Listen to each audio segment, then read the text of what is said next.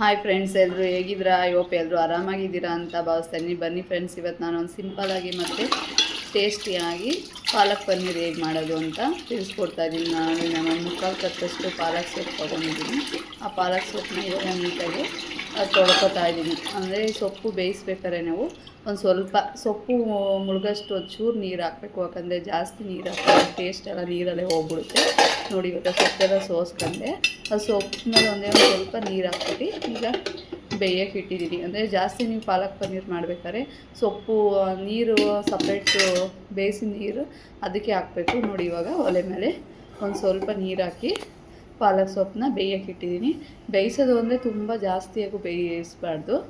ಒಂದು ಸ್ವಲ್ಪ ನಾವು ಹೆಂಗೆ ಇವಾಗ ಮಿಕ್ಸಿಯಲ್ಲಿ ಆಡಿಸ್ಕೊಳ್ಳೋಕ್ಕೆ ಅಷ್ಟು ಕುಕ್ ಆಗಿದೆ ಸಾಕು. ನೋಡಿ, ಇವಾಗ ಸೌಟಲ್ಲಿ ತೋರಿಸ್ತಾ ಇದ್ದೀನಿ. ಅಷ್ಟು ಸೊಪ್ಪು ಬೆಂದು ಇಷ್ಟ ಆಗಿದೆ.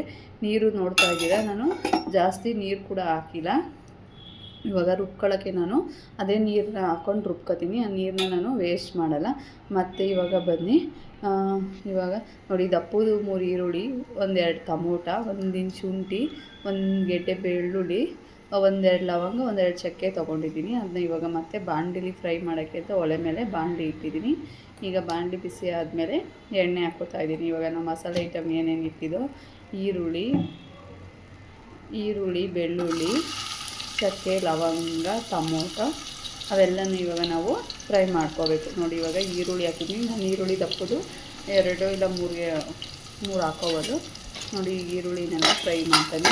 ಸ್ವಲ್ಪ ಈರುಳ್ಳಿ ಕಲರ್ ಚೇಂಜ್ ಆಗೋವರೆಗೆ ಸಿಂಪಲಾಗಿ ಫ್ರೈ ಮಾಡ್ಕೋಬೇಕು. ನೋಡಿ, ಪಾಲಕ್ ಪನ್ನೀರ್ ಅಂತ ತುಂಬ ಚೆನ್ನಾಗಿರುತ್ತೆ. ರೋಟಿಗೆ, ಅನ್ನಕ್ಕೆ, ಚಪಾತಿಗೆ, ಪೂರಿಗೆ ಎಲ್ಲದಕ್ಕೂ ಚೆನ್ನಾಗಿರುತ್ತೆ. ಮತ್ತು ಸುಮ್ಮನೆ ಈಸಿಯಾಗಿ ಕೂಡ ನಾವು ಮಾಡ್ಕೋಬೋದು. ನೋಡಿ, ಇವಾಗ ಬೆಳ್ಳುಳ್ಳಿ ಗೆಡ್ಡೆಯನ್ನು 1 ಗೆಡ್ಡೆ ಬೆಳ್ಳುಳ್ಳಿ ತೊಗೊಂಡಿದ್ದೆ, ಅದು ಎಷ್ಟು ಮಾಡ್ಕೊಂಡಿದ್ದೀನಿ ಅದು ಕೂಡ ಹಾಕೊಂಡಿದ್ದೀನಿ. 1 ಇಂಚು ಶುಂಠಿ ಎಲ್ಲನೂ ಸ್ವಲ್ಪ ಕಲರ್ ಚೇಂಜ್ ಆಗೋವರೆಗೂ ಹಸಿ ವಾಸನೆ ಹೋಗೋವರೆಗೂ ಫ್ರೈ ಮಾಡ್ಕೊತಾ ಇದ್ದೀನಿ.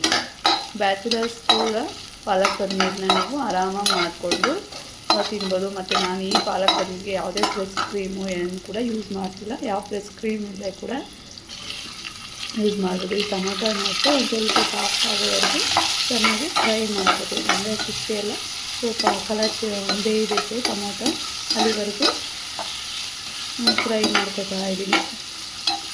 ತುಂಬ ಟೇಸ್ಟಿಯಾಗಿರುತ್ತೆ ಮತ್ತು ಈಸಿ ಆಗುತ್ತೆ.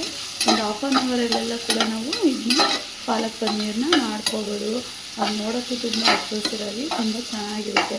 ನೀವು ಬೇಕಾದ್ರೆ ಆ ಮಸಾಲೆನ ಆಡ್ಸ್ಬಿಟ್ಟು ಮಾಡ್ಬೋದು. ಇಲ್ಲ ನಾವು ಹಂಗೆ ಮಾಡ್ತೀವಿ ಅಂದರೆ ಬೇಕಾದ್ರೆ ಹಂಗೆ ಮಾಡ್ಕೊಬೋದು. ನೋಡಿ, ಇವಾಗ ಇದೆಲ್ಲ ಫ್ರೈ ಮಾಡ್ಕೊಂಡಿದ್ದೆಲ್ಲ ಒಂದು ಮಿಕ್ಸಿ ಜಾರಿಗೆ ಹಾಕ್ಕೊಂಡಿದ್ದೆ. ಅದು ಮತ್ತು ಪಾಲಕ್ ಸೊಪ್ಪು ನಾವು ಬೇಯಿಸಿಟ್ಕೊಂಡಿದ್ವಲ್ಲ ಆ ಸೊಪ್ಪು ಮತ್ತು ಅದೇ ನೀರು ಹಾಕಿ ಇವಾಗ ರುಬ್ಕೊಂಡಿದ್ದೀನಿ. ಮತ್ತು ಇವಾಗ ಒಲೆ ಮೇಲೆ ಬಾಣಲಿ ಇಟ್ಕೊಂಡಿದ್ದೀವಿ. ಮತ್ತು ಇನ್ನೊಂದು ಈರುಳ್ಳಿ ನಾನು ಸಣ್ಣಕ್ಕೆ ಕಟ್ ಮಾಡ್ಕೊಂಡಿದ್ದೆ. ನೋಡಿ, ಇವಾಗ ಬೇಕಾದ್ರೆ ನೀವು ಇದಕ್ಕೆ ಪಲಾವ್ ಎಲೆ, ಎಣ್ಣೆ ಸ್ವಲ್ಪ ಬಿಸಿ ಆಗೋವರೆಗೂ ವೆಯ್ಟ್ ಮಾಡಿರಿ.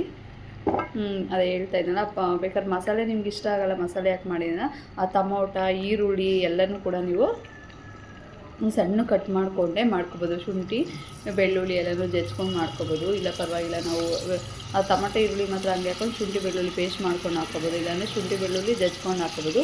ನೋಡಿ, ಇದು ಪನ್ನೀರು. ನಾನು ಪನ್ನೀರು ಮನೆಯಲ್ಲೇ ಯೂಸ್ ಮಾಡ್ತೀನಿ, ಹೊರಗಡೆ ಏನೂ ತರೋಕ್ಕೆ ಹೋಗಲ್ಲ. ಅಂದರೆ ಸ್ವಲ್ಪ ನಾನು ದಪ್ಪ ಮಾಡಿಲ್ಲ, ಅದು ಅಗಲ ಮಾಡಿದೆ, ಹಂಗಾಗಿ ಚಿಕ್ಕದು ಸ್ಪೈಸ್ ಆಗಿದೆ. ಈ ಪನ್ನೀರನ್ನ ನಾವು ಸ್ವಲ್ಪ ಎಣ್ಣೆ ಹಾಕ್ಬಿಟ್ಟು ಒಂದು ಲೈಟಾಗಿ ಫ್ರೈ ಮಾಡ್ಕೋಬೇಕು. ನೀವು ಎಣ್ಣೆನಾರು ಹಾಕ್ಕೋಬೋದು, ಇಲ್ಲ ಮಸಾಲೆನಾರು ಹಾಕ್ಕೋಬೋದು, ತುಪ್ಪನಾರು ಹಾಕ್ಕೊಂಡು ಫ್ರೈ ಮಾಡ್ಕೋಬೋದು. ಅಕಸ್ಮಾತ್ ನೀವು ಮನೆಯಲ್ಲೇ ಮಾಡಿದರೆ ಬೇಕಾದ್ರೆ ಪನ್ನೀರನ್ನ ತೊಳೆದ್ಬಿಟ್ಟೆ ಮಾಡೋದು. ಮನೆಯಲ್ಲೇ ಮಾಡಿದರೆ ಬೇಕಾದ್ರೆ ನೀವು ಹಂಗೇನೆ ಬೇಕಾದ್ರೆ ಡೈರೆಕ್ಟು ಗ್ರೇವಿಗೆ ಹಾಕ್ಬೋದು. ಒಂದು ಸ್ವಲ್ಪ ಟೇಸ್ಟ್ ಚೆನ್ನಾಗಿರುತ್ತೆ ಅಂತ. ನೋಡಿ, ಇವಾಗ ಆ ಪಾಲಕ್ನ ಪನ್ನೀರನ್ನ ಈಗ ಫ್ರೈ ಮಾಡ್ಕೊಂಡಲ್ಲ ಲೈಟಾಗಿ, ಅದೇ ಬಾಣಲಿಗೆ ನಾನು 1-2 ಪಲಾವ್ ಎಲೆ, ಏಲಕ್ಕಿಕಾಯಿ ಹಾಕ್ತಾಯಿದ್ದೀನಿ. ಮತ್ತು ಸಣ್ಣ ಒಂದು ಈರುಳ್ಳಿ ಹಚ್ಚಿಟ್ಕೊಂಡಿದ್ನಲ್ಲ ಆ ಈರುಳ್ಳಿ ಕೂಡ ಹಾಕ್ಕೊಂಡು ಚೆನ್ನಾಗಿ ಒಂದು ಸ್ವಲ್ಪ ಈರುಳ್ಳಿ ಕಲರ್ ಹೋಗೋವರೆಗೆ ಫ್ರೈ ಮಾಡ್ಕೋಬೇಕು. ಈರುಳ್ಳಿ ಎಲ್ಲ ಸ್ವಲ್ಪ ಕಲರ್ ಹೋಗೋವರೆಗೆ ಫ್ರೈ ಮಾಡ್ಕೊಂಡಾದ್ಮೇಲೆ ನಾವು ಮಸಾಲೆ ರುಬ್ಬಿಟ್ಟಿರ್ತೀವಲ್ಲ ಆ ಮಸಾಲೆನ ಸೇರಿಸ್ಕೊಂಡು ಈಗ ಮಿಕ್ಸಿ ಜಾರ್ಗೂ ಕೂಡ ಅದೇ ಈ ಪಾಲಕ್ ಸೊಪ್ಪು ಬೇಯಿಸಿದ್ವಲ್ಲ ಅದರಲ್ಲೇ ಸ್ವಲ್ಪ ನೀರು ಮಿಕ್ಕಿಟ್ಟು ಆಮೇಲೆ ನೀರಿನ ಮಿಕ್ಸಿ ಆ ಜಾರ್ನು ಕೂಡ ತೊಳೆದ್ಬಿಟ್ಟು ಅದರಲ್ಲಿರೋ ನೀರನ್ನೆಲ್ಲ ಫುಲ್ಲು ಇದೇ ಹಾಕತ್ತಾಯಿದ್ದೀನಿ. ಒಬ್ಬೊಬ್ರು ಏನು ಮಾಡ್ತಾರೆ, ಫಸ್ಟು ಪಾಲಕ್ ಸೊಪ್ಪು ಬೇಯಕ್ಕೆ ಜಾಸ್ತಿ ನೀರು ಇಟ್ಬಿಡ್ತಾರೆ, ಆ ನೀರು ಯೂಸ್ ಮಾಡ್ಕೊಳ್ಳಲ್ಲ. ಆ ಟೇಸ್ಟೆಲ್ಲ ಆ ಸೊಪ್ಪಿನ ಟೇಸ್ಟೆಲ್ಲ ಆ ನೀರಲ್ಲೇ ಬೆಂದು ಬಿಟ್ಕೊಂಡಿರುತ್ತೆ. ಆ ನೀರು ವೇಸ್ಟ್ ಮಾಡ್ಕೋಬೇಡಿ, ಪನ್ನೀರಿಗೆ ಹಾಕ್ಕೊಳ್ಳಿ. ಇವಾಗ ನಿಮಗೆ ನೋಡಿ ಎಷ್ಟು ಪನ್ನೀರ್ ಸ್ವಲ್ಪ ತೆಳ್ಳಗೂ ಇರಬಾರ್ದು, ಜಾಸ್ತಿ ಗಟ್ಟಿಗೂ ಇರಬಾರ್ದು, ಮೀಡಿಯಮಲ್ಲಿ ಇರಬೇಕು. ಎಷ್ಟು ಬೇಕು ನಿಮಗೆ ಅಷ್ಟು ನೀರು ಹಾಕ್ಕೊಳ್ಳಿ. ನೋಡಿ ಇವಾಗ ಒಂದು ಇಷ್ಟು ತೆಳ್ಳಗೆ ಮಾಡ್ಕೊಂಡಿದ್ದೀನಿ. ಅದು ಬೇಯ್ತಾ ಸ್ವಲ್ಪ ಗಟ್ಟಿ ಆಗುತ್ತೆ. ಚೆನ್ನಾಗಿ ಕುದಿ ಹತ್ತೋವರೆಗೂ ಚೆನ್ನಾಗಿ ಬೇಯಿಸ್ಕೋಬೇಕು. ಒಂದು 5 ನಿಮಿಷ ಮುಚ್ಕೊಂಡು.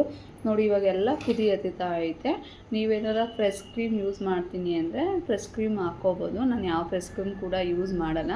ನೋಡಿ ಇವಾಗ ಪನ್ನೀರೆಲ್ಲ ಫ್ರೈ ಮಾಡಿ ಎತ್ತಿಟ್ಕೊಂಡಿದ್ದಲ್ಲ, ಆ ಪನ್ನೀರ್ ಹಾಕತ್ತಾಯಿದ್ದೀನಿ.